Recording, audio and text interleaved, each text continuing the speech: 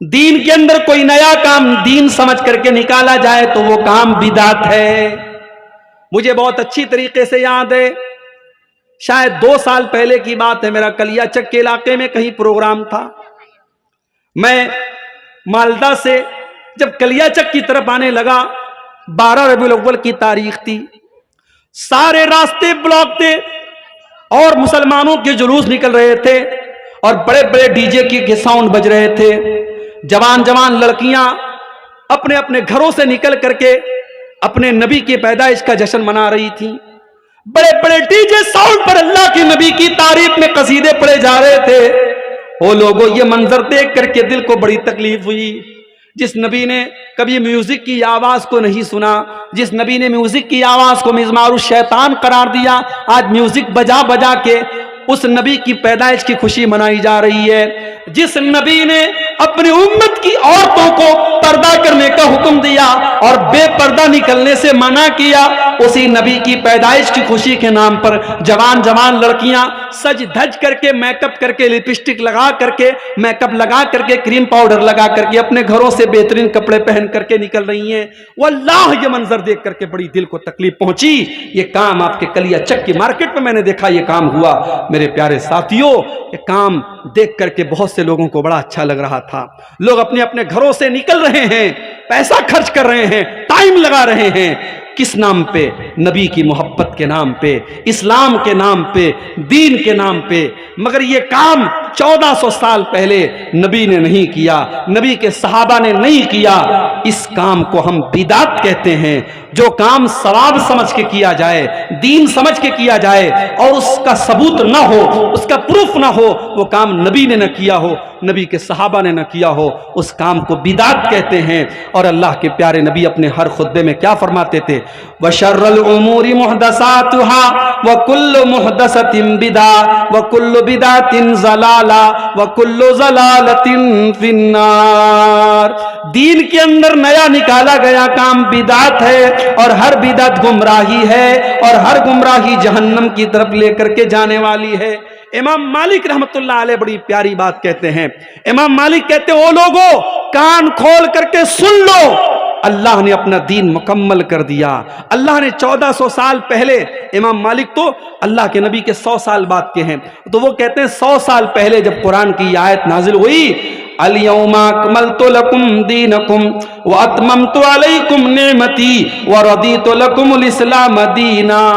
اللہ نے اعلان کر دیا کہ اے لوگو، میں نے تمہارے دین کو مکمل کر دیا اور میں نے اپنی نعمت کو تمام کر دیا اور اسلام کو میں نے تمہارے لیے پسند کر لیا۔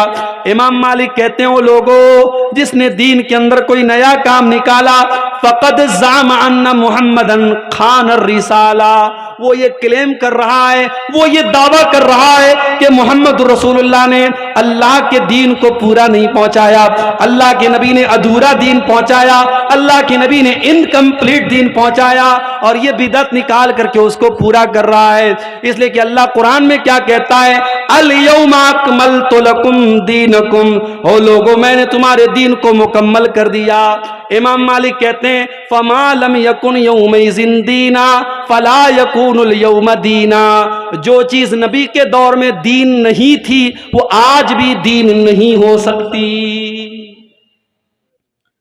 سوال آتا ہے، مردے کو دفنایا گیا، دفنانے کے بعد امام صاحب کھڑے ہو کر کے دعا کر رہے ہیں اور جتنے مقتدی ہیں سب آمین آمین کر رہے ہیں۔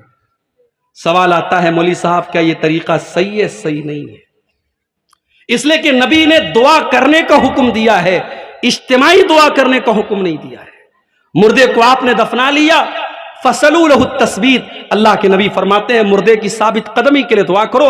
ہر آدمی ہاتھ اٹھا کے اپنے اپنے طور پہ دعا کرے، لیکن ایک آدمی دعا کر رہا اور باقی سب آمین کہہ رہے ہیں، اس شکل کا ثبوت نہیں ملتا ہے، اس سے ہمیں پرہیز کرنا چاہیے۔ کہیں کہیں مردے کو دفنانے کے بعد کھڑے ہو کر کے وہاں اذان دینے لگتے ہیں، پوری اذان دیتے، پوچھو بھائی یہ کیا کر رہے ہو؟ کہتے کہ اللہ کے رسول نے فرمایا کہ جب اذان دی جاتی ہے تو شیطان ہوا خارج کرتے ہوئے بھاگ جاتا ہے، تو ہم اس لیے اذان دیتے ہیں، مردے سے ابھی سوال و جواب ہوگا تو شیطان آ کر کے پریشان کرے گا، ہم اذان دے کر کے شیطان کو بھگا دیتے ہیں۔ یہ لوجک نہیں چلے گی میرے بھائی. دین لوجک کا نام نہیں ہے, دین اپنا دماغ لگانے کا نام نہیں ہے. اگر یہ لوجک صحیح ہوتی تو نبی اور صحابہ کے دور میں بھی دفن کرنے کے بعد لوگ اذان دیتے. کیا ان کو نہیں پتا تھا کہ اذان دینے سے شیطان بھاگ جاتا ہے؟ جب نبی نے یہ کام نہیں کیا, صحابہ نے یہ کام نہیں کیا, تو ہم اور آپ کون ہوتے ہیں یہ کام؟ دین لاجک کا نام نہیں ہے. سردی کا موسم ہے, میں نے موزہ پہنا ہے اور یہ کپڑے کا موزہ ہے. مسئلہ یاد رکھو, چمڑے کے موزے پر بھی آپ مسح کر سکتے ہیں, کپڑے کے موزے پر بھی مسح کر سکتے ہیں. چمڑے کے موزے کو عربی میں خف کہتے ہیں اور کپڑے کے موزے کو عربی میں جورب کہتے ہیں. جورب پر بھی مسح کرنا ثابت ہے, خف پر بھی مسح کرنا ثابت ہے. اگر آپ اپنے گھر پر ہیں تو 24 گھنٹہ, یعنی آج اگر آپ نے مان لیجیے عشاء کی نماز میں آپ نے موزہ پہنا, شرط یہ ہے آپ وضو کر کے موزہ پہنے ہوں, وضو کر کے پیر وغیرہ دھل کے آپ نے موزہ پہنا, تو کل عشاء کی نماز کے پہلے پہلے تک, یعنی کل فجر کی نماز, ظہر کی نماز, عصر کی نماز, مغرب کی نماز, یہ 4 ٹائم کی نماز آپ موزہ پہنے پہنے پڑھ سکتے ہیں. ہر وضو کے ٹائم اگر آپ کا وضو ٹوٹ گیا ہے, آپ کو پیر دھلنے کی ضرورت نہیں ہے, موزے کے اوپر آپ مسح کر لیں. یہ مسئلہ کس کے لیے ہے؟ جو گھر پہ ہے. ہاں سفر میں اگر آپ ہیں, جیسے میں بنارس سے آپ کے بنگال میں آیا ہوں, تو میرے لیے 3 دن کی چھوٹ ہے. میں اگر آج مسح کر رہا ہوں, آج میں نے وضو کر کے موزہ پہنا ہے, تو میں اگلے 3 دن تک لگاتار چاہوں, اگر موزہ میں نہیں اتار رہا ہوں تو بغیر پیر دھلے میں پیر موزے پر مسح کر کے نماز پڑھ سکتا ہوں. یہ مسئلہ مردوں کے لیے بھی ہے, یہ مسئلہ ہماری ماؤں بہنوں کے لیے بھی ہے. لیکن آپ غور کریں, ہم جب موزہ پہنتے ہیں موزے کے اوپر مسح کرتے ہیں, اور جیسے دونوں کان کا ایک ساتھ مسح کرتے ہیں, ایسے دونوں ہاتھ ہلکا سا بھگو کر کے دونوں موزے پر ایک ساتھ مسح کر لینا چاہیے. لیکن ہم مسح ہمیشہ اوپر کرتے ہیں, نیچے نہیں کرتے. جبکہ ہم موزہ پہن کے جب چلتے ہیں تو جو ڈسٹ ہوتا ہے, جو گرد و غبار ہوتا ہے, جو دھول ہوتی ہے, وہ نیچے لگتی ہے. تو ہونا تو یہ چاہیے تھا ہم نیچے ہاتھ لگا کر کے دھول کو صاف کریں, مگر ہم اوپر مسح کرتے ہیں. حضرت علی کہتے ہیں لو کان الدین بالرأی, اگر دین عقل کی بنیاد پر ہوتا, اگر دین لاجک کی بنیاد پر ہوتا تو مسح اوپر نہ ہوتا, مسح نیچے ہوتا. لیکن مسح اوپر ہوتا ہے, یہ اس بات کی دلیل ہے کہ دین قرآن و سنت پر چلنے کا نام ہے, دین اپنی لاجک کا نام نہیں ہے. میرے بھائیوں, آج بہت سارے کام لاجک کے نام پر ہو رہے ہیں. مرنے والا مر گیا, اس کے تیسرے دن بریانی بن رہی ہے, بریانی پکا کر کے مدرسے میں بچوں کو دی جا رہی ہے, محلے کے غریبوں کو دی جا رہی. پوچھو بھائی یہ کیا ہے؟ کہتے ہیں تیجا ہے. 10ویں دن پھر بریانی پکڑی, پوچھو یہ کیا ہے؟ کہتے 10واں ہے. پھر 40ویں دن پھر بریانی بن رہی, پوچھو یہ کیا ہے؟ کہتے 40واں ہے. میں کہتا ہوں اپنے باپ کی طرف سے اگر تمہیں غریبوں کو کھانا کھلانا ہے, بچوں کو کھانا کھلانا ہے, مدرسے کے غریب بچوں کو, تو اس کے لیے تیسرے دن کی شرط کیوں؟ اس کے لیے 10ویں دن کی شرط کیوں؟ اس کے لیے 40ویں دن کی شرط کیوں؟ اس کے لیے جس دن باپ کا انتقال ہوا ہے اسی دن ہر سال, جیسے شادی کا آدمی اینیورسری مناتا ہے اور پیدائش کا برتھ ڈے مناتا ہے, ویسے ہی مرنے کے لوگ برسی مناتے ہیں. یہ ساری چیزیں بدعت ہے میرے پیارے ساتھیوں. اور اللہ کے نبی نے فرمایا وَكُلُّ بِدْعَةٍ ضَلَالَةٍ, ہر بدعت گمراہی ہے. اور بدعت کرنے والا کل قیامت کے دن اللہ کے پیارے نبی اس کو بھگا دیں گے. اللہ کے پیارے نبی جب کل قیامت کے دن اپنی امتیوں کو حوض کوثر کا پانی پلائیں گے, جس کو پینے کے بعد کسی کو پیاس نہیں لگے گی, تو جس نے بدعت کی ہوگی دنیا میں, جس نے دین کے اندر نیا نیا کام نکالا ہوگا, اللہ کے پیارے نبی جب اس کو کوثر کا جام پلانے کی کوشش کریں گے تو فرشتے روک دیں گے. فرشتے کہیں گے اللہ کے نبی آپ ان کو حوض کوثر کا پانی نہیں پلا سکتے.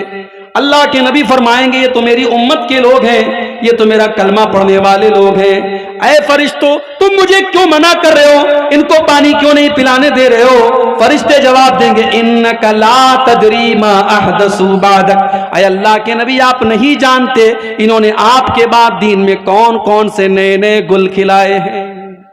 تو بدعت سے جب تک ہم سماج کو پاک نہیں کریں گے سماج کی اصلاح نہیں ہو سکتی. اور آگے بڑھیے, سماج کی اصلاح کرنا ہے, ایک اور کام بھی کرنا ہے میرے بھائیوں, فرقہ پرستی کو ختم کرنا ہے, امت کو ایک کرنا ہے, امت کو لڑانا نہیں ہے, امت کو اتحاد, امت کے اندر ایکتا پیدا کرنا, یونٹی پیدا کرنا ہے. امت ایک کب ہوگی؟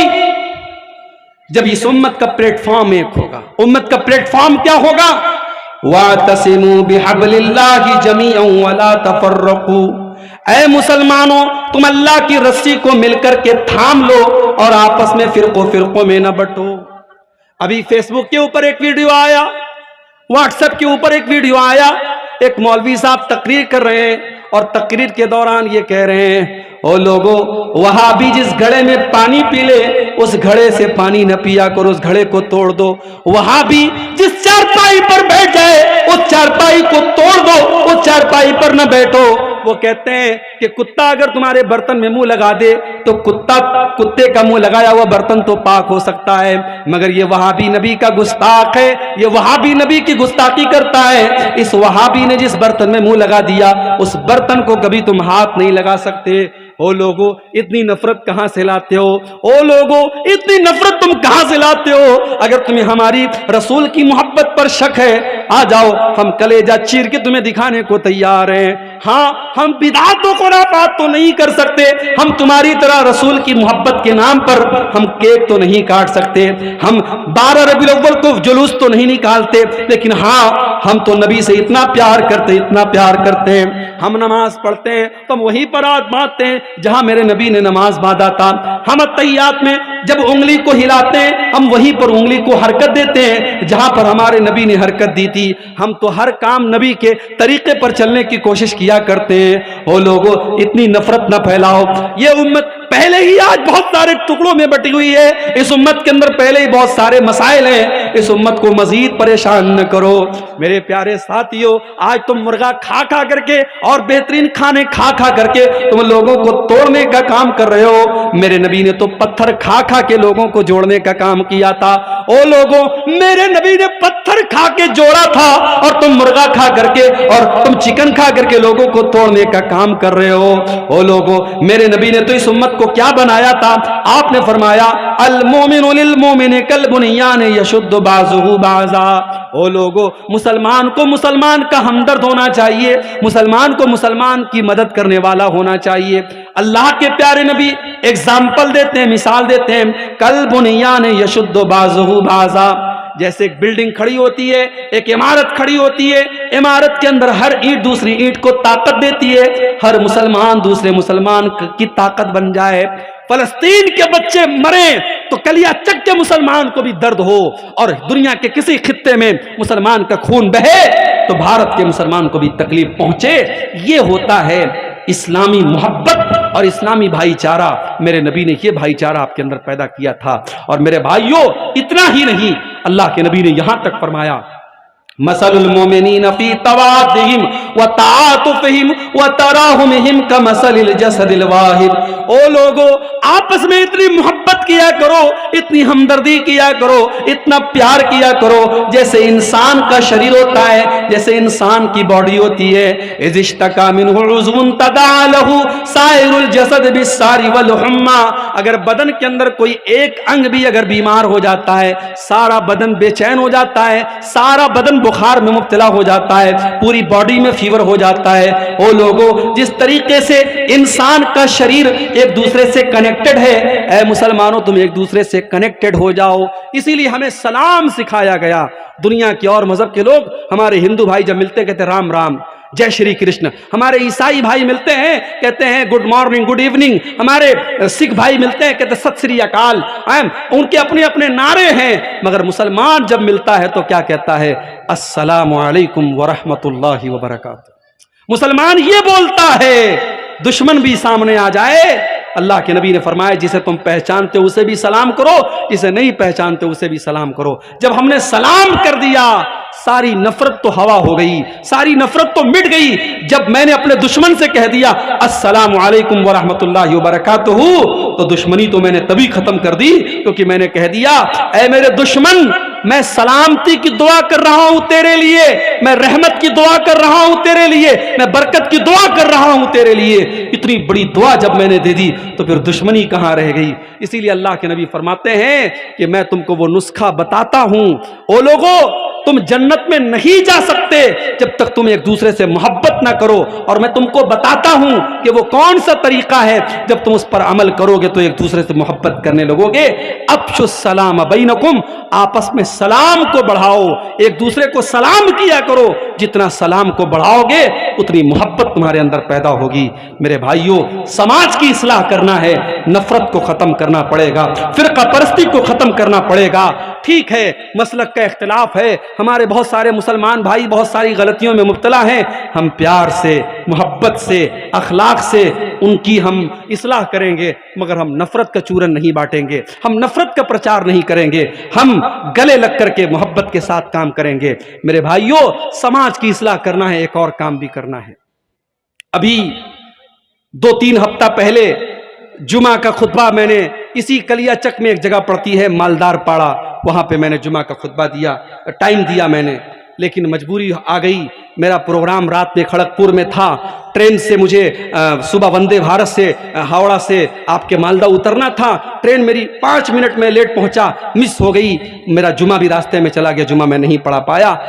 کل میرے پاس ایک میسج آیا، اسی مالدار پاڑا کے ایک نوجوان کا میسج آیا، اور اس نے کہیں سے میرا نمبر حاصل کیا، اسی لیے میں نمبر بھی عام طور سے نوجوانوں کو نہیں دیتا ہوں، کیونکہ مجھے معلوم ہے ہر طریقے کے لوگ ہوتے ہیں۔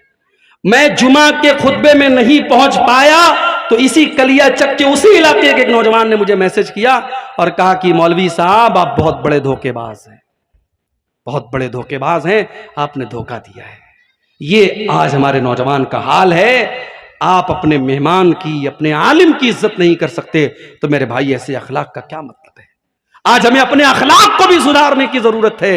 ہم اہل حدیث ہیں، ہم شرک نہیں کرتے، ہم مزار پہ سجدہ نہیں کرتے، اس کا مطلب یہ نہیں کہ ہمارے 100 خون معاف ہو جائیں گے، ہمیں اپنے اخلاق کو بھی اچھا بنانا پڑے گا۔ حضرت ابو ذر غفاری رضی اللہ تعالیٰ عنہ اللہ کے نبی کے پاس آتے اور کہتے ہیں اللہ کے نبی مجھے کوئی وصیت کر دیجئے، مجھے کوئی امپورٹنٹ بات بتا دیجئے، مجھے کوئی مہتوپورن بات بتا دیجئے۔ اللہ کے نبی 2 باتیں ان کو بتاتے ہیں، اور کلیا چک والوں، سلطان گنج والوں، یہ 2 باتیں اگر آپ نے نوٹ کر لی میں سمجھتا ہوں کہ میری پوری تقریر کامیاب ہو جائے گی۔ یہ 2 باتیں اگر آپ نے سیکھ لی، اللہ کے نبی ابو ذر غفاری سے کہتے ہیں اے ابو ذر غفاری اتق اللہ حیث ما کنت، تم جہاں بھی رہو اللہ سے ڈرو، اپنے گھر میں ہو تب بھی اللہ سے ڈرو، مسجد میں ہو تب بھی اللہ سے ڈرو، جلسے میں گئے ہو تب بھی اللہ سے ڈرو، اور مارکیٹ میں ہو تب بھی اللہ سے ڈرو، اپنے کمرے میں بند ہو تب بھی اللہ سے ڈرو، اور پبلک کے سامنے ہو تب بھی اللہ سے ڈرو۔ اتق اللہ حیث ما کنت، اے ابو ذر غفاری تم جہاں پر بھی رہو اللہ سے ڈرتے رہنا۔ اور دوسری چیز وَأَتْبِعِ السَّيِّئَةَ الْحَسَنَةَ تَمْحُوهَا، اے ابو ذر جب تم سے کوئی گناہ ہو جائے، جب تم سے کوئی غلطی ہو جائے تو جلدی سے کوئی نیکی کر لو، تمہاری نیکی تمہارے گناہ کو مٹا ڈالے گی۔ جب تم کوئی گناہ کر دو، کوئی غلطی ہو جائے تو جلدی سے کوئی نیکی کر دو، جب تم نیکی کر لو گے تو تمہارے گناہ کو اللہ تعالیٰ معاف کر دے گا۔ اور تیسری چیز وَخَالِقِ النَّاسَ بِخُلْقٍ حَسَنٍ، اے ابو ذر لوگوں سے اچھے اخلاق سے پیش آیا کرو، لوگوں کے ساتھ برا ویوہار نہ کیا کرو، لوگوں کے ساتھ بدتمیزی نہ کیا کرو۔ میرے نوجوان ساتھیوں، اپنے اخلاق کو بہتر بناؤ، اپنے اخلاق کو بہتر بناؤ، اپنی گفتگو کو، اپنے بیہیویئر کو اچھا بناؤ۔ حضرت لقمان اپنے بچے کو کیا نصیحت کرتے ہیں؟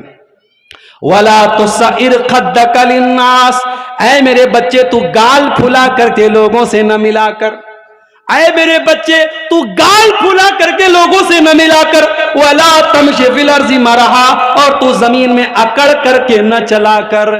4 پیسے کما لیے تو اکڑا نہ کرو، تمہارے پاس بڑے بڑے نیتاؤں سے تمہارا تعلق ہو گیا، تم ایم ایل اے صاحب کے ساتھ چلنے لگے، تم ایم پی صاحب کے ساتھ چلنے لگے، تم پریزیڈنٹ کے ساتھ چلنے لگے، تم پردھان منتری کے ساتھ چلنے لگے، تمہارے اندر اہنکار آ گیا، تمہارے اندر تکبر آ گیا۔ وَلَا تَمْشِ فِي الْأَرْضِ مَرَحًا، تم زمین میں اکڑ کر کے نہ چلا کرو۔ تکبر اللہ کو پسند نہیں ہے۔ ایک آدمی مارکیٹ میں جا رہا تھا، بہت سارا سامان اس نے لیا تھا، وہ ایک کلی کو تلاش کرنے لگا، کوئی کلی مل جائے، کوئی پورٹر مل جائے میرے سامان کو اٹھانے والا تو مجھے کچھ مدد مل جائے۔ ایک آدمی کو دیکھا سمپل ڈریس میں ہے، سمجھا یہ کلی کا کام کرتا ہے، کہا بھائی میرا یہ سامان میرے گھر تک پہنچا دو۔ اس آدمی نے اس کا سارا سامان اپنے سر پہ اٹھایا، اس کے ساتھ جانے لگا۔ راستے میں جو لوگ دیکھتے تو جو آدمی سامان اٹھائے ہوئے تھا اس کو دیکھ کے کہتے السلام علیکہ یا ابا عبداللہ، السلام علیکہ یا ابا عبداللہ، اے ابو عبداللہ آپ پر سلام، اے ابو عبداللہ آپ پر سلام۔ اب یہ بیچارہ پریشان تھا، سب لوگ اس کو سلام کر رہی ہے کون آدمی؟ تو ایک آدمی سے پوچھا کہ بھائی یہ کون آدمی ہے جس کو میں نے اپنا سامان اٹھانے کا کام دیا ہے؟ کہا ارے تم کو پتا نہیں یہ کون ہے؟ یہ اللہ کے رسول کے صحابی سلمان فارسی ہیں، اور یہ اس شہر کے گورنر ہیں، یہ مدائن کے گورنر ہیں۔ کہا یا اللہ، مدائن کے گورنر سے میں کولی کا کام کروا رہا ہوں؟ کہا ارے حضرت معاف کیجئے، میں نے پہچانا نہیں تھا، جلدی سے یہ سامان اتار دیجئے۔ کہا نہیں، اب جب تک یہ سامان تمہارے گھر میں نہیں پہنچا دوں گا میں اپنے سر سے یہ سامان نہیں اتاروں گا۔ ان کے گھر تک سلمان فارسی نے وہ سامان پہنچایا۔ یہ سلمان فارسی کا اخلاق تھا، یہ صحابی کا اخلاق تھا۔ میرے نوجوان ساتھیوں، ہمیں اور آپ کو اپنے اخلاق کا بھی جائزہ لینے کی ضرورت ہے۔ قیامت کے دن اللہ کے ہاں جب ہماری نیکیوں کو تولا جائے گا تو جیسے روزے کو تولا جائے گا، نماز کو تولا جائے گا، زکوٰۃ کو تولا جائے گا، صدقہ خیرات کو تولا جائے گا، ہمارے اخلاق کو بھی تولا جائے گا۔ اور اللہ کے نبی فرماتے ہیں ما من شیء یوضع فی المیزان اثقل من حسن الخلق، اللہ کے ہاں ترازو پر سب سے وزنی، سب سے وزندار اگر کوئی چیز ہوگی تو اخلاق ہوگا۔ میرے بھائیو، اپنے اخلاق کو بہتر بنا دو۔ آپ کی گفتگو، آپ کی بات چیت، آپ کی ٹاکنگز، آپ کی بھاشا، آپ کا وکتویہ وہ بتاتا ہے کہ آپ کا مینر کیا ہے، آپ کا اخلاق کیا ہے۔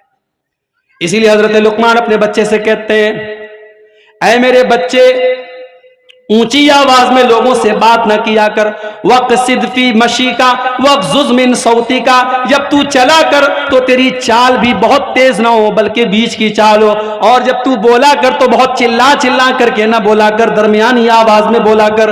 إِنَّ أَنْكَرَ الْأَصْوَاتِ لَصَوْتُ الْحَمِيرِ، سب سے بری آواز گدھے کی آواز ہوتی ہے۔ جانتے ہو گدھے کی آواز سب سے بری کیوں ہوتی ہے؟ کیونکہ گدھے کی آواز میں کوئی ردم نہیں ہوتا ہے، کوئی لے نہیں ہوتی ہے، کوئی سر نہیں ہوتا ہے، گدھا بس چلاتا ہے۔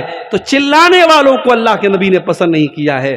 میرے بھائیو، اپنے اخلاق کو بہتر بناؤ اور آگے بڑھیے۔ ایک بہت بڑی برائی ہم سماج میں یہ بھی دیکھ رہے ہیں، شادی بیاہ کے اندر بہت ساری غیر اسلامی چیزیں۔ اسی بنگال کے اندر ہم نے دیکھا ہلدی کی رسم ہو رہی ہے، اور ہلدی کی رسم جس دن ہو رہی ہے بہت بڑا فنکشن ہو رہا ہے، ساری لڑکیوں نے ہلدی کلر کے کپڑے پہنے ہوئے ہیں، سارے لڑکوں نے ہلدی کلر کے کپڑے پہنے ہوئے ہیں، پورا کھانا پینا ہو رہا ہے۔ اور کیا ہو رہا ہے صاحب؟ یہ ہلدی کی رسم ہو رہی ہے۔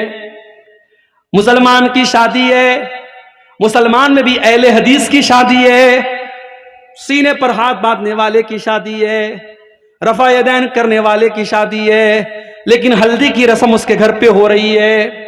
منگنی کی سیریمنی اور منگنی کی رسم بھی اس کے گھر پہ ہو رہی ہے، اور سونے کی انگوٹھی دلہن کو بھی پہنائی جا رہی ہے، اور سونے کی انگوٹھی دلہے کو بھی پہنائی جا رہی ہے۔ او لوگو، یہ رسمیں کہاں سے آ گئیں؟ او لوگو، تم نے اپنے پورے نکاح کو، پورے شادی بیاہ کو آج غیر اسلامی بنا ڈالا، بالکل حرام بنا ڈالا۔ دیکھ لو آپ، 400 باراتی آ کے کھا رہے ہیں۔ باراتیوں کے الگ نخرے ہیں، کہیں تو صاحب بارات اس بات پر لوٹ جاتی ہے کہ بریانی میں گوشت نہیں ملا، اس بات پر بارات لوٹ گئی، کہیں کہ ایسا بھی ہوا ہے۔ باراتی آئے ہیں، غریب لڑکی کا باپ بینک سے لون لے کر کے 400 باراتیوں کو کھانا کھلا رہا ہے، اور مجھے بتاؤ کون سے اسلام کی تعلیم ہے، کون سے نبی کی تعلیم ہے، کون سے دین کی تعلیم ہے؟ میرے بھائی، لڑکی کی شادی کرنے والا باپ اپنی لڑکی کی شادی کرنے کے لیے مجبور ہے بینک سے لون لینے پر، اسے جہیز کا انتظام کرنا ہے۔ پکے اہل حدیث علاقے کی بات کر رہا ہوں، وہاں پر بھی جہیز کا لین دین ہو رہا ہے۔ میرے نبی نے 4 بیٹیوں کی شادی کی، کس کو جہیز دیا میرے بھائی؟ صحابہ نے اپنی بیٹیوں کی شادی میں کب لوگوں کے سامنے ہاتھ پھیلا کے بھیک مانگی اور قرضہ لے کے اپنی بیٹیوں کی شادی کی ہے؟ آپ نے بیٹیوں کو بوجھ بنایا ہے، اور یہی وجہ ہے ہمارے ملک میں، ہمارے بھارت میں ہر سال لاکھوں بچیاں ماں کے پیٹ میں مار دی جاتی ہیں، کیونکہ ان کا غریب باپ نہیں چاہتا ہے کہ میرے گھر میں ایک اور بیٹی آئے اور مجھے پھر اپنی بیٹی کے لیے قرضہ لینا پڑے۔ بیٹیوں کو باپ ماں کے پیٹ میں مروا دیتا ہے۔ میرے بھائی، اپنے شادی بیاہ کے سسٹم کو آسان کرو میرے بھائی۔ سماج بہت دوسرے طریقے پر جا رہا ہے۔ میں کہیں کہیں جاتا ہوں، مجھ سے نوجوان کہتے ہیں مولوی صاحب کوئی نصیحت کر دیجئے، کوئی قیمتی بات بتا دیجئے۔ میں ایک ہی قیمتی بات بتاتا ہوں، شادی کے قابل ہو گئے وہ شادی کرو۔ ان کے گارجین سے کہتا ہوں، لڑکیوں کے باپ سے کہتا ہوں، لڑکے تو پھر بھی کہہ دیتے ہیں گھر میں میری شادی کرا دو، لڑکیاں بیچاری شرماتی ہیں، وہ نہیں کہہ سکتی۔ لڑکی 25 سال کی ہو گئی، 28 سال کی ہو گئی، 30 سال کی ہو گئی، تم شادی نہیں کرا رہے ہو، کیوں نہیں کرا رہے؟ ارے مولوی صاحب کیا بتائیں، ہمارے برابر کا رشتہ نہیں مل رہا ہے۔ اپنی شرطوں کو تھوڑا ڈاؤن کر دو میرے بھائی، اپنی شرطوں کو تھوڑا کم کر دو، اپنی بچیوں کی، اپنے بچوں کی صحیح ٹائم پر شادی کرو۔ نہیں کراؤ گے، ہوٹلز کھلے ہیں، زنا کے اڈے کھلے ہیں، اور ابھی رپورٹ آئی ہے، ایک ہوٹل کمپنی ہے جو پورے بھارت میں جس کے ہوٹلوں میں زنا کاری ہوتی ہے، اس ہوٹل کی کمپنی کا سروے آیا ہے، پورے بھارت میں اس ہوٹل کو سب سے زیادہ حیدرآباد شہر میں یوز کیا جاتا ہے، اور حیدرآباد میں بھی سب سے زیادہ مسلم علاقوں میں یوز ہو رہا ہے۔ آج آپ کی مسلمان لڑکیاں اس راستے پر جا رہی۔ کرناٹک کے ہویری سے ابھی ایک نیوز آئی، 26 سال کی مسلمان لڑکی 40 سال کے غیر مسلم رکشہ ڈرائیور کے ساتھ ہوٹل کے کمرے میں پائی گئی، بدکاری کرتے ہوئے پائی گئی۔ یہ حالات آپ کی قوم کے ہیں میرے بھائی۔ ہمارے اتر پردیش کے بریلی شہر میں 8 سال تک مدرسے میں پڑھنے والی لڑکی آج غیر مسلم کے ساتھ اپنے گھر کو، اپنے باپ کو، اپنے پریوار کو چھوڑ کے جاتی ہے اور غیر مسلم کے ساتھ شادی کرتی ہے اور اس کے مذہب میں داخل ہو جاتی ہے، اسلام کو چھوڑ دیتی ہے۔ آپ نے کیا کیا میرے بھائی؟ آپ کے اسی بنگال میں دیکھتا ہوں جلسہ ہو رہا ہے، آپ نے عورتوں کا انتظام کیا ہے، بہت اچھی بات ہے، لیکن آپ کے یہاں جمعہ کی نماز ہوتی ہے مسجد میں، جامع مسجد میں۔ میں نے پوچھا 10 مسجدوں کے بارے میں، میں نے پوچھا تو 10 مسجدوں میں سے 3 مسجدوں والوں نے کہا ہمارے یہاں عورتوں کا انتظام ہے، 7 مسجد والوں نے کہا ہمارے یہاں کوئی انتظام نہیں۔ کیوں انتظام نہیں؟ کیا آپ کے پاس پیسے کی کمی ہے؟ نہیں، بہت پیسہ ہے آپ کے پاس۔ آپ کی شادیاں بتاتی ہیں بہت پیسہ ہے آپ کے پاس، آپ کی فضول خرچی بتاتی ہے بہت پیسہ ہے آپ کے پاس، شادی بیاہ کے موقع پر آپ کے لاکھوں کے خرچ بتاتے بہت پیسے ہیں آپ کے پاس۔ اگر بچانا چاہتے ہو اپنی قوم کی بچیوں کو، اپنی مہیلاؤں کو، اپنی بیٹیوں کو، میری بات لکھ لو، ہر جمعہ جہاں آپ مسجد میں جمعہ کا انتظام کرتے ہیں وہاں لیڈیز کا ارینجمنٹ کمپلسری، مینڈیٹری ہونا چاہیے، ضروری ہونا چاہیے۔ آپ عورتوں کا انتظام کیجیے اور گھر کی تمام عورتوں کو جمعہ کی نماز میں لے کے جائیے، ساس بھی جائے، بہو بھی جائے، بیٹی بھی جائے، ماں بھی جائے۔ ہمارے یہ بھی عجیب مسئلہ ہے، 70 سال کی بوڑھی ماں گھر سے نکلتی ہے تو چادر میں، نقاب میں، برقعے میں نکلتی ہے، اس کی آنکھ بھی نظر نہیں آتی، اور 18 سال کی چھوکری نکل رہی ہے، بال کھلے ہوئے ہیں، لپسٹک لگا کے، میک اپ کر کے، تمام سر سے پیر تک پوری سج کے سور کے نکل رہی ہے۔ ماں کو پردے کی، شریعت نے پردے کی چھوٹ دی ہے، 60 سال کی عورت ہو جائے، شریعت نے کہا اگر وہ پردہ اتنا نہ بھی کرے تو چلے گا، جس کو پردہ کرنا چاہیے وہ بے پردہ گھوم رہی ہے، اور 60 سال والی جو بوڑھی اماں ہے وہ بیچاری پردہ کر رہی ہے۔ میرے بھائیوں، ہمیں سماج کو بدلنا پڑے گا، ہمیں سمجھنا پڑے گا کہ سماج آج دشت ہو رہا ہے، سماج آج گندا ہو رہا ہے، اور اس سماج کو بچانے کی ذمہ داری ہم سب کی ہے۔ اگر بیوی اگر بے پردہ گھوم رہی ہے، شوہر کہاں مر گیا؟ اگر بیٹی بے پردہ گھوم رہی ہے، باپ کہاں مر گیا؟ اگر بہن بے پردہ گھوم رہی ہے، بھائی کہاں مر گیا؟ میں بتاؤں کہاں مر گیا؟ وہ بھائی خود بازار میں نظروں کا زنا کر رہا ہے، وہ باپ خود مارکیٹ میں بیٹھ کے بیڑی کا دھواں اڑا رہا ہے، اور وہ شوہر خود اپنی بیوی کو لے کر کے نمائش کرا رہا ہے اس کے حسن کی۔ میرے بھائیوں، آپ کو غیرت مند بننا پڑے گا، آپ کو حیادار بننا پڑے گا۔ اللہ کے نبی فرماتے ہیں ثلاثۃ لا ينظر اللہ عز وجل الیہم یوم القیامہ، 3 لوگ ایسے ہوں گے قیامت کے دن جن کی طرف اللہ تعالیٰ دیکھے گا بھی نہیں، بات بھی نہیں کرے گا، پاک اور صاف بھی نہیں کرے گا۔ نمبر 1، العاق لوالدیہ، اپنے ماں باپ کو ستانے والا، اپنے ماں باپ کو دکھ دینے والا، اپنے ماں باپ کو تکلیف دینے والا۔ مگر یہاں پہ رک جائیے، اگر ماں باپ کو کوئی صحیح بات پر آپ دکھ دے رہے ہیں، مطلب بلا وجہ ماں باپ آپ سے ناراض ہیں، شادی ہو گئی، اب ساس یہ طے کر رہی ہے کہ عورت کو کب مائکے جانا ہے کب نہیں جانا ہے، یہ کون سا اصول ہے میرے بھائی؟ یہ کون سا اصول ہے؟ کتنے گھروں میں ساس یہ بھی طے کرتی ہے کہ بہو کو کب نہانا چاہیے کب نہیں نہانا چاہیے، یعنی جوائنٹ فیملی سسٹم میں پرائیویسی نام کی کوئی چیز نہیں ہے. بہو بیچاری اپنی مرضی سے نہا نہیں سکتی, وہاں نند الگ پہرا دے رہی ہے, ساس الگ پہرا دے رہی ہے. اب وہاں پہ اگر شوہر کہتا ہے کہ میری بیوی ہے, میں نکاح کر کے لایا ہوں, یہ میری مرضی سے مائکے جائے گی, میری مرضی سے آئے گی, اب وہاں پہ ماں ناراض ہو جائے تو اس ناراضگی کا کوئی مطلب نہیں ہے. صحیح بات پر جو اسلام کے حساب سے صحیح ہے, اگر اس بات پر بھی ماں باپ ناراض ہوتے ہیں تو کوئی مطلب نہیں ہے. وہاں پہ اولاد کو چاہیے ماں باپ کو منانے کی کوشش کرے, لیکن ہاں بلا وجہ اگر کوئی ماں باپ کو دکھ دے رہا ہے, تکلیف دے رہا ہے اور اپنے عیش و آرام پر خوب خرچ کر رہا ہے, ماں کا خیال نہیں کر رہا ہے, باپ کا خیال نہیں کر رہا ہے, قیامت کے دن اللہ تعالیٰ اس کو دیکھے گا بھی نہیں. نمبر 2, والمرأۃ المترجلہ, وہ عورت جو مردوں کی نقل کرنے والی, مردوں کی چال ڈھال اپنانے والی ہو, مردوں کے جیسا کپڑا پہننے والی اور مردوں کے جیسے چھوٹے چھوٹے بال رکھنے والی اور مردوں کی شکل صورت اپنانے والی, مردانہ چال چلنے والی لڑکی. اور نمبر 3, الدیوس, وہ بے غیرت مرد, الذی یقر فی اہلہ الخبث, جس کے گھر میں بے حیائی ہو رہی ہو, جس کے گھر میں بے پردگی ہو رہی ہو اور اس بے غیرت مرد کو کوئی فرق نہ پڑتا ہو. تو مرد اگر بے غیرت ہے تو صرف عورت ذمہ دار نہیں ہے, مرد بھی ذمہ دار ہے. میرے پیارے ساتھیوں, آج ہماری شادی بیاہ میں کیا ہو رہا ہے؟ ویڈیو ریکارڈنگ ہو رہی ہے, دلہن کے کمرے میں کیمرہ مین آتا ہے اور دلہن کے ہر پوز کو وہ ریکارڈ کر رہا ہے, ہر اینگل سے وہ ریکارڈ کر رہا ہے. دلہن کی سہیلیاں اور گھر کی جوان لڑکیاں دلہن کے آس پاس بیٹھی ہیں اور یہ ویڈیو کیمرہ والا بیچارہ ویڈیو ریکارڈنگ کر رہا ہے. اور یہ اس شادی میں مولوی صاحب نکاح پڑھا کے دعا کرتے اللہ تعالیٰ اس نکاح میں برکت دے دے. کہاں سے برکت آئے گی؟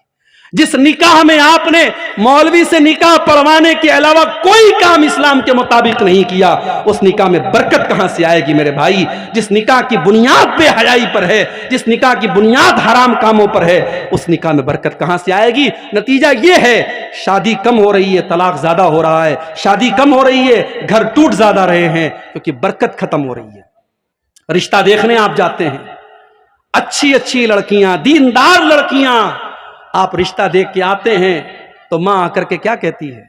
رشتہ تو بہت اچھا تھا, لڑکی کا کلر تھوڑا سا ڈاؤن تھا, تھوڑا سانولی تھی.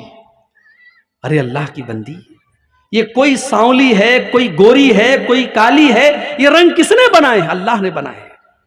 اس پہ انسان کا تو اختیار نہیں ہے نا. کسی کی 3 بیٹیاں ہیں, 2 بیٹیاں بڑی گوری چٹی ہیں, ایک بیٹی کا رنگ تھوڑا سا سانولا ہے, تو کیا اس سانولی لڑکی بیچاری اس کو ریجیکٹ کر دیا جائے؟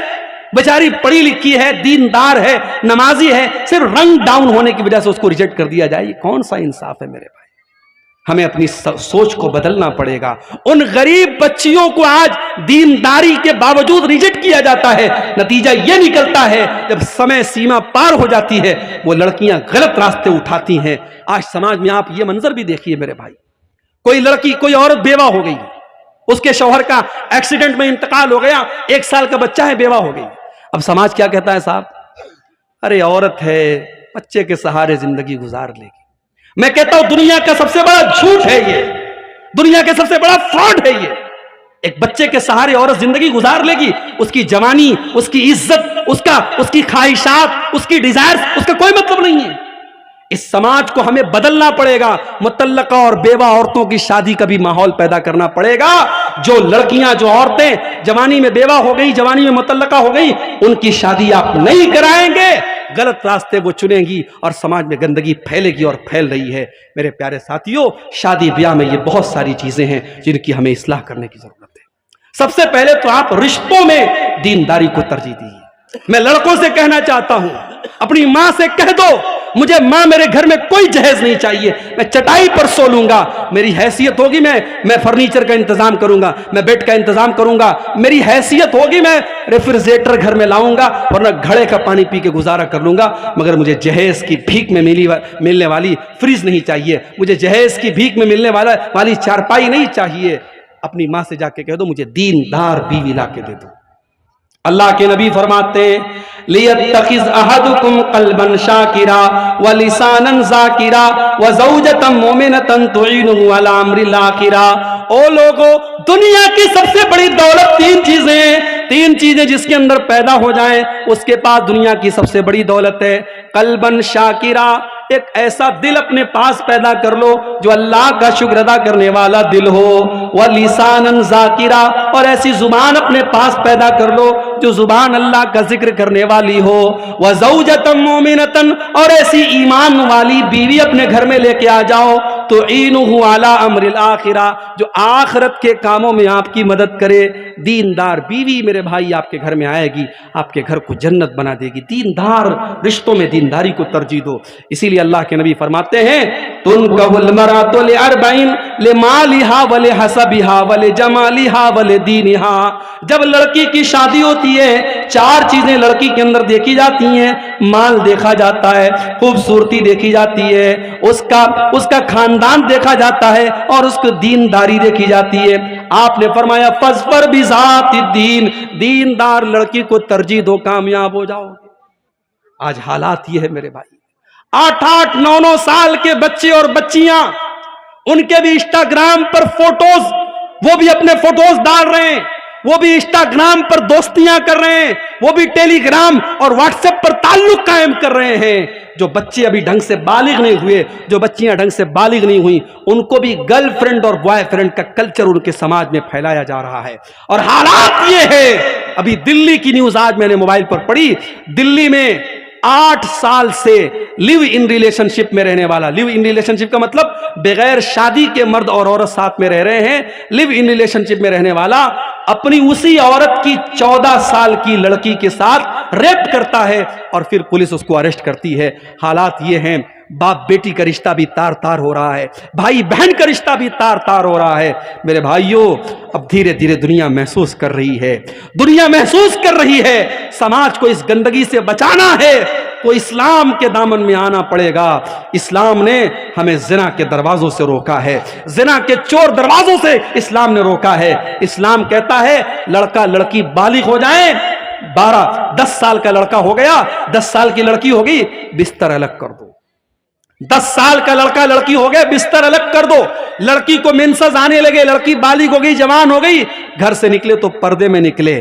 جوان لڑکی کو کسی غیر محرم کے ساتھ تنہا مت رہنے دو، اکیلا مت رہنے دو۔ تمہاری خالہ کا لڑکا، تمہارے ماموں کا لڑکا، تمہارے کاکا کا لڑکا، تمہارے تایا کا لڑکا، یہ سب تمہارے لیے غیر محرم ہے۔ میری بہنوں، جس طریقے سے محلے کی اور گاؤں کے لڑکوں کو اپنے لیے غیر محرم سمجھتی ہو، اپنی خالہ کے، اپنے تایا کے، اپنے ماموں کے، اپنے چاچا کے لڑکوں کو بھی غیر محرم سمجھو۔ میری بہنوں، آپ کا دیور آپ کا بھائی نہیں ہے، آپ کے شوہر کا بھائی ہے۔ بھابھی اگر دیور کو ہنسی مذاق میں زیادہ چھوٹ دے گی، اگر بھابھی دیور سے زیادہ فرینک ہوگی اور دیور بھابھی کے بیچ کی سیمائیں ختم ہوں گی، تو وہاں پہ معاملات خراب ہوں گے، اور بہت سارے گھروں میں معاملات خراب ہو رہے ہیں۔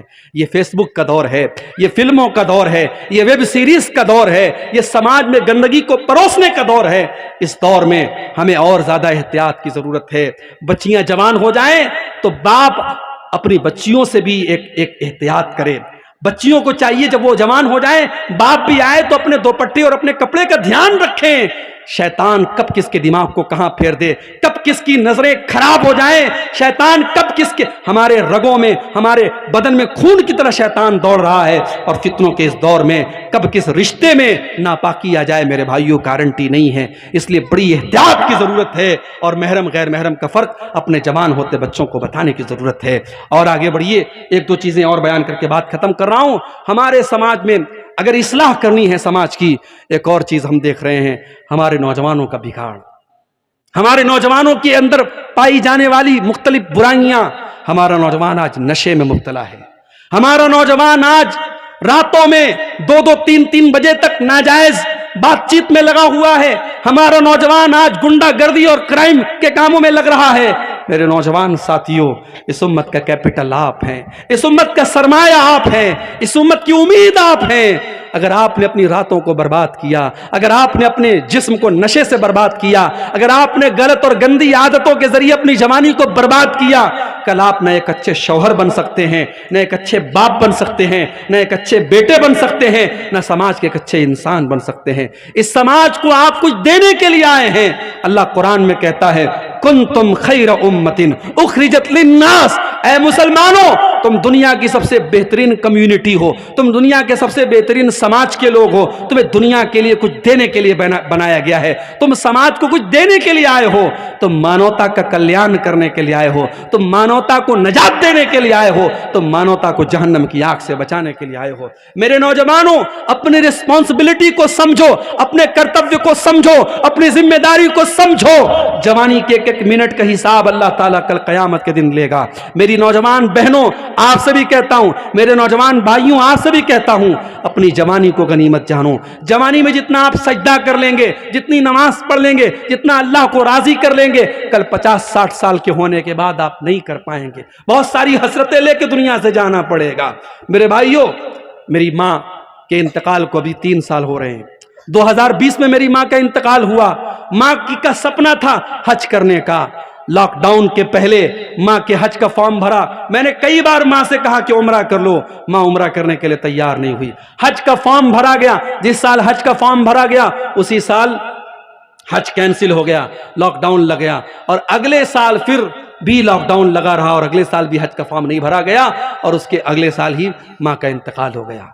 ये सपना, ये हसरत, ये ख्वाहिश लिए हुए मेरी माँ चली गई। ये ख्वाहिश लिए हुए कितने लोग दुनिया से चले जाते हैं। मेरे नौजवान साथियों, अगर आज आपके पास पैसा है, आप उम्रा कर सकते हैं, आप हज कर सकते हैं, अभी कर लो।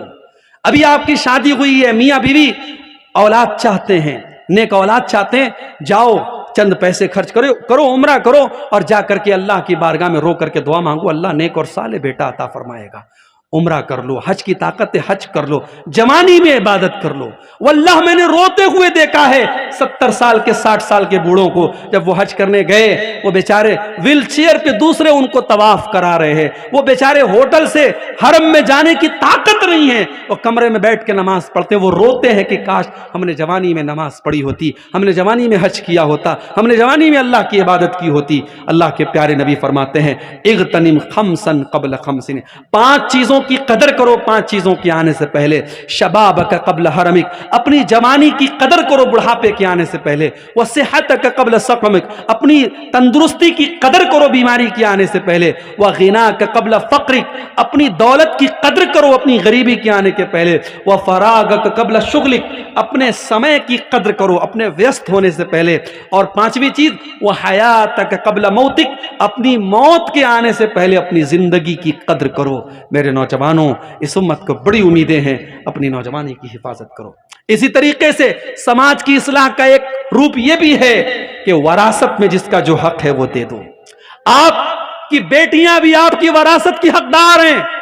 जो प्रॉपर्टी आपने बनाई है, जो जमीन आपने खरीदी है, जो पैसा आपने कमाया है, आपके मरने के बाद आपके बेटों के साथ साथ आपकी बेटियां भी उसकी वारिस हैं। बेटियों को आपने जहेज दे दिया, इसका मतलब यह नहीं कि बेटियां आपकी प्रॉपर्टी की वारिस नहीं बनेगी। और भाइयों से कहता हूं, बाप के मरने के बाद अगर आपने अपनी बहनों को उनकी प्रॉपर्टी में, उनके बाप के तरके में हिस्सा नहीं दिया, तो कल क़यामत के दिन अल्लाह आपकी गर्दन पकड़ेगा।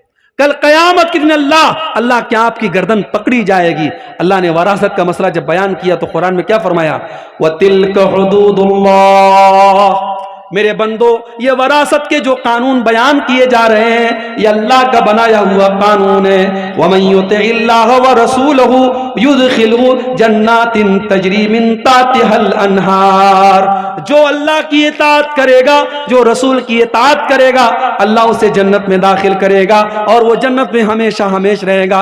वज़ालिकल फौज़ुल अज़ीम, और ये बहुत बड़ी कामयाबी है।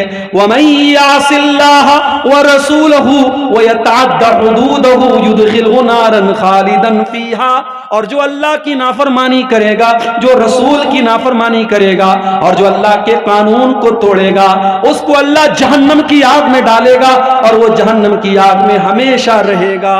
वरासत के सिलसिले में अगर आपने अल्लाह का कानून तोड़ा है, अल्लाह जहन्नम की वईद सुना रहा है। मेरे भाइयों, वरासत को सही तरीके से जो हकदार है उनको दे दो। अल्लाह के नबी फरमाते हैं, ला तुअद्दुन्नल हुकूक इला अहलिहा, ओ लोगों तुम लोगों का हक उनको दे दो वरना कयामत के दिन तुम्हें देना पड़ेगा। हत्ता युकाद लिशातिल जलहाई मिन शातिल करना, कयामत के दिन सींग वाली बकरी से भी किसास लिया जाएगा अगर उसने बगैर सींग वाली बकरी के ऊपर जुल्म किया है। तो वरासत को सही तरीके से बांट दो। اور آخری چیز بیان کر کے میرے بھائیوں بات ختم کر رہا ہوں. اسی کلیا چک کے علاقے میں ایک صاحب بتانے لگے کہ ہمارے یہاں جب جلسہ ہوتا ہے تو ہر سال بردر فلاں کو بلایا جاتا ہے. علماء کو نہیں بلاتے، بردرز کو بلاتے ہیں. کیوں؟ بردرز کی فین فالوئنگ زیادہ ہے. فلاں بردر صاحب ہیں، وہ فیس بک کے اوپر لائیو کوسچن آنسر کرتے ہیں، لوگوں کے سوال کا لائیو جواب دیتے ہیں. اتنا لائیو تو علماء بھی جواب نہیں دیتے. میرے بھائی، علماء کی جگہ بردرز نہیں لے سکتے. یہ دور فتنوں کا دور ہے، اور علماء کی جگہ آپ نے جاہلوں کو علماء کا مقام دے رکھا ہے. آپ کے بڑے بڑے اسٹیج پر آج جاہلوں کو، جن کو عربی زبان نہیں آتی، جن کو قرآن پڑھنا نہیں آتا، ان کو آپ نے علماء کا مقام دے دیا ہے. اور علماء کے ساتھ آپ نے کیا سلوک کیا؟ علماء کے ساتھ آپ نے یہی سلوک کیا کہ جتنا آپ کے بچے کی پاکٹ منی کا خرچ ہے، اتنا آپ کے مولوی صاحب کی تنخواہ ہے. آپ کے بنگلور میں سڑک پر صفائی کرنے والا اور جھاڑو دینے والا، وہ بھنگی، وہ صفائی کرمچاری، اس کی سیلری آج 18,000 ہے. تو وہ لوگ اسٹرائک کر رہے ہیں کہ ہماری سیلری 30 سے 35,000 کی جائے. اور یہاں ہمارے مسجد میں 5 ٹائم کی نماز پڑھانے والا اور جمعہ کا خطبہ دینے والا ہمارا امام، ہمارا خطیب، اس کی تنخواہ 5,000 6,000. بڑی مشکل سے، کہیں بڑے دل دریا والے لوگ ہیں تو 10,000. یہ ہم نے اپنے علماء کے ساتھ یہ سلوک کیا ہے. میرے بھائی، ہمارے علماء کے لیے ہماری مسجدوں میں اتنی چھوٹی سی کوٹری بنائی جاتی ہے کہ عالم صاحب اکیلے رہیں، پریوار کے ساتھ نہ رہنے پائیں. عالم صاحب کا پریوار کہاں رہتا ہے؟ بہار میں، جھارکھنڈ میں. عالم صاحب مہینے میں ایک بار اپنی بیوی کے پاس، بچوں کے پاس جاتے ہیں. میرے بھائیوں، آپ کو اپنے بچوں کے ساتھ اور پریوار کے ساتھ رہنے کا ادھیکار ہے، تو اس امام صاحب کو، اس عالم صاحب کو کیوں نہیں ہے؟ ان کے بچے اپنے باپ کے جیتے جی یتیم کیوں بنے ہیں؟ ان کی بیوی اپنے شوہر کے جیتے جی بیوہ کیوں بنی ہیں؟ اس کا حساب بھی ہمیں قیامت کے دن اللہ کی بارگاہ میں دینا پڑے گا.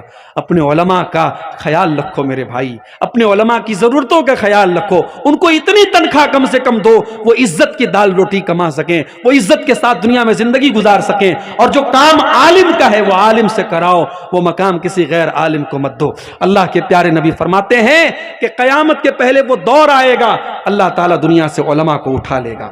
حتی اذا لم یبق عالما، یہاں تک کہ جب سارے علماء ختم ہو جائیں گے، اتخذ الناس رؤوسا جہالا، لوگ جاہلوں کو اپنا مفتی بنا لیں گے. فسئلوا فافتوا بغیر علم، اور جاہلوں سے لوگ فتویٰ پوچھیں گے اور وہ خوب فتویٰ دیں گے. آپ کے بنگال میں جاہل مفتیوں کی بڑی بھرمار ہے، جس کے یوٹیوب پر 1 لاکھ سبسکرائبر ہو گئے، بہت بڑا علامہ بن گیا صاحب. اس کے سبسکرائبر کی تعداد اور یوٹیوب چینل پر اس کو لائک کرنے والوں کے، اس کے فالوورز کی تعداد کے حساب سے یہ طے کیا جاتا ہے کہ وہ کتنا بڑا علامہ ہے. نہیں میرے بھائی، یہ ضروری نہیں ہے کہ یوٹیوب پر فالوورز اور ویورز کی تعداد کے حساب سے. میں یوٹیوب چینل والے موجود ہیں، میں بڑے صاف الفاظ میں کہتا ہوں، ان کا کام صرف اپنی ویورشپ بڑھانا ہے. یہ ویورشپ بڑھانے کے لیے کتنے یوٹیوب چینلز والوں کو میں جانتا ہوں، میری تقریر کے اوپر وہ تھمبنیل لگاتے ہیں، واللہ مجھے دیکھ کے شرم آتی ہے. مجھے ڈیلی لوگ واٹس ایپ پر بھیجتے ہیں، مولانا آپ کی تقریر پر دیکھیں یہ تھمبنیل لگایا. ابھی رام مندر کا مسئلہ چل رہا ہے، میں نے کسی تقریر میں ایک لفظ ہی رام مندر پر نہیں بولا ہے، لیکن رام مندر پر عبدالغفار صاحب بھڑکے، مولانا عبدالغفار صاحب نے یہ بولا وہ بولا. کتنے چینل والوں نے فرضی آڈیو میں کچھ ہے، تقریر کچھ ہے، تھمبنیل پہ انہوں نے رام مندر لگایا ہے. اور سب جانتے ہیں کہ میں اتر پردیش کا رہنے والا ہوں، میں ایک مدرسے میں ٹیچر ہوں، سارے مسئلے لوگوں کو پتا ہے، پھر بھی یہ چینل والے باز نہیں آتے ہیں.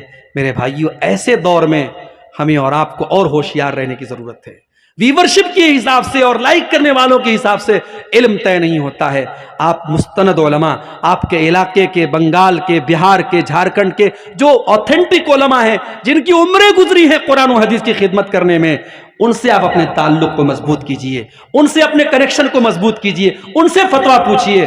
جھارکھنڈ کے بہت بڑے عالم تھے، اللہ مغفرت فرمائے، مولانا عبدالعزیز حقانی صاحب انتقال کر گئے. دھیرے دھیرے دیکھیے ابھی مولانا اشرف الحق رحمانی صاحب بیمار چل رہے ہیں، ان کے حق میں دعا کیجیے، اللہ ان کو شفاء کاملہ عاجلہ عطا فرمائے. جو ہماری جماعت کے بزرگ علماء ہیں، جو حقیقت میں عالم ہیں، وہ دھیرے دھیرے دنیا سے جا رہے ہیں. کتنے علماء دنیا سے چلے گئے اور کتنے علماء بیمار ہیں. میرے بھائیوں، علماء سے جڑ کے رہیے، اور جب دنیا میں کوئی میٹر ہو جائے، ہر میٹر پر اپنی رائے مت دیجیے. फेस बुक पर हर मैटर पर फतवा मत झाड़िए। आपके उलमा अंधे नहीं हैं, आपके उलमा बहरे नहीं हैं। जो चीजें आपको नजर आ रही हैं आपके उलमा को भी नजर आ रही हैं। उनकी राय का इंतजार कीजिए, उनके मौकिफ का इंतजार कीजिए, उनका स्टैंड क्या है।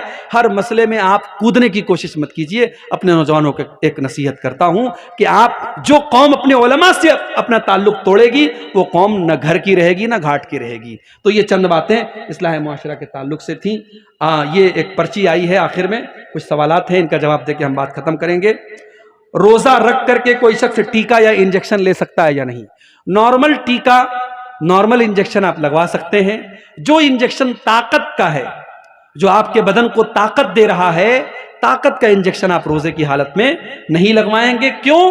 क्योंकि वो गिजा का काम कर रहा है, वो आपके बदन को गिजा पहुंचा रहा है। तो रोजे की हालत में जैसे हम मुंह से गिजा नहीं ले सकते, ऐसे किसी भी बॉडी के तरीके से हम गिजा अंदर नहीं पहुंचाते। लेकिन दवा है तो दवा के तौर पे नॉर्मल इंजेक्शन हम ले सकते हैं। फिलहाल समाज में भाई बहन और दोस्तों को लेकर शादी के लड़की देखने जाते हैं, ऐसा देखना शरीयत में कितना हद तक सही है? देखिए, मुनासिब तो ये है कि ठीक है, अगर मान लीजिए कि लड़के का बाप जा रहा है, लड़की की माँ जा रही है, तो लड़की को देखने के लिए जो लेडीज हैं वो देख लें। चाय नाश्ता जो आ रहा है, मेहमान नवाजी के तौर पे जो चीजें आ रही हैं, उसमें सारे लोग जो गए हैं वो शामिल हो जाएं।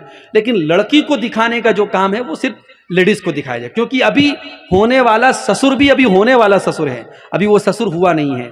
तो बेहतर यही है, शरीयत के हिसाब से मुनासिब यही है कि जो मर्द हजरात हैं वो लड़की को देखने का एहतमाम न करें, क्योंकि अभी वो लड़की उन सब के लिए गैर महरम है।